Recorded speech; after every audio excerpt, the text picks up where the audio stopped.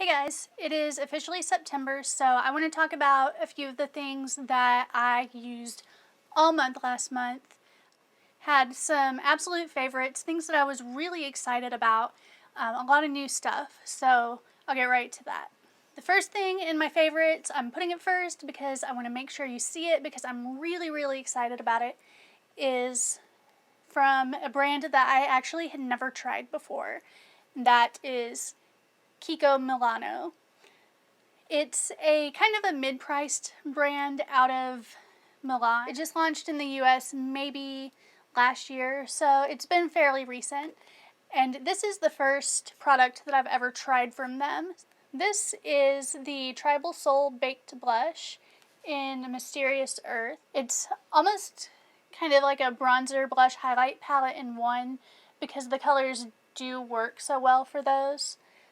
The top one is sort of a bronzy mauve. It could be used as a bronzer. I still like it as a blush. The middle one is a mid-toned, warmish pink. I use this with basically anything as a blush. It goes with a lot of colors, and so I don't have to worry about what lipstick I'm wearing. That's basically my main concern. And I am wearing that today. And the bottom color, of course, is a very light, soft kind of baby pink. It is a great highlighter. And of course you can mix the colors all together to make whatever kind of shade you want out of it. I'm really impressed with the texture of this. It's very smooth. The color payoff is great, but it's not too overwhelming, the pigmentation, so you don't have to worry about overdoing it. It doesn't kick up any powder, there's no chalkiness, it blends out absolutely beautifully.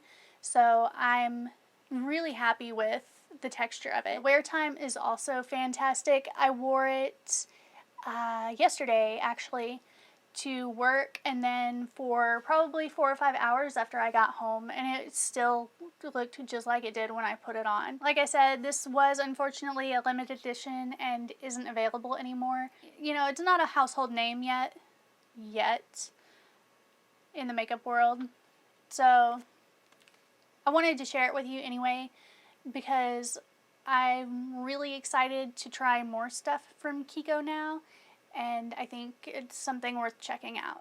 My next favorite for August is one of the most exciting things that's happened in a long time in makeup, in my opinion, and that is Sephora finally started carrying Burberry. I've been waiting for that to happen since I first tried Burberry makeup, and it finally happened. So I got the mini set that Sephora had, but the thing that I really am excited about out of that set is their blush in Earthy. See, it's packaged in their regular eyeshadow packaging instead of their full-size blush package, which is really nice. I'm really glad that they didn't skimp on the packaging, even though it's a miniature. To the actual product that's inside there, I love it. I've got quite a few of Burberry's regular blush line. This is a contour color. It's, a medium nude brown. Looks just like shadows on the skin. Absolutely fantastic for contouring. I love it. The texture is really similar to their other blushes. A little bit creamy feeling. It can kick up a little bit of powder if you're, really just gung-ho on it, but not too much. Blends out wonderfully. Wear time is up above 8 hours, and the color payoff is good. My next favorite is something that I've actually had for a pretty long time. I think I bought this a year or maybe even longer ago, and that's the Armani Master Corrector in the pink color. It's just a color corrector. They have it in pink, and they also have an orange one if your needs skew that way. It just does what it does. It's not fancy. It,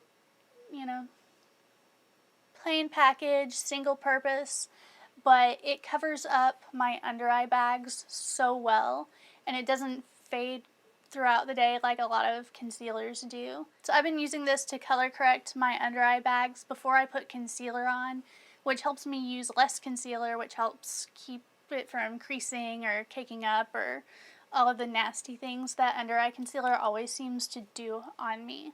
And you can see it also lasts a really long time. I don't even know how long I've had this, and I've still got at least a quarter of the tube left. So it definitely was a good buy. This one is another mini that you probably saw in my Sephora haul from a few weeks ago, and that's the YSL Touche Éclat Blur Perfector, which is a matte balm. This covers pores really nicely, and it doesn't make my makeup slide off or cake up or make it blend all weird. So I've been really happy with it. I did notice not too long ago that if you get it under bright light, it does have minuscule gold sparkles in it, which I know I ranted about the Blur primer in my last video because it has gold glitter. This, you cannot see the shimmers on your face. It's not like the glitter particles in the Blur primer. So I may actually end up buying this when I run out of my sample. I'm fresh out of my NARS Line and Pore Perfector, which is what I had been using to conceal my pores and the fine lines in my forehead. And it was really great, but I like trying new things, and it was really expensive for the amount of product you got. The YSL one is a much better value. And the last favorite from last month is a drugstore buy. That is the Real Techniques blending sponge. I'm sure it has some like fancy name, but I threw the packaging away. And it is exactly what it looks like.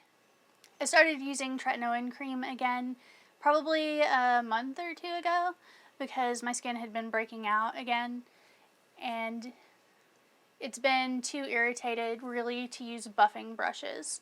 So I switched to blending sponges, even though I had sworn that I never would do that because I can't justify, or I thought I couldn't justify paying as much for a sponge as, say, the Beauty Blender, because I can get a Hakuhodo eye brush for the same price. I started off with, I think it's the Soho brand Beauty Blending Sponge. I wasn't really totally impressed by that. I decided to go with the Real Techniques one next, so just kind of as a step up, hopefully, without paying $20 for a sponge. And I've been pretty happy with this. The texture is smoother than the Soho one, so it does cover better without soaking up as much product, and it's softer, bouncier, and it doesn't stain, which I'm really excited about. I've actually been using this one for maybe a couple weeks now, and it's perfectly clean. It's also really nice for people who are lazy about washing brushes like me, because I can wash it off and use it immediately. So that's very nice when I wake up and realize that I have no clean brushes.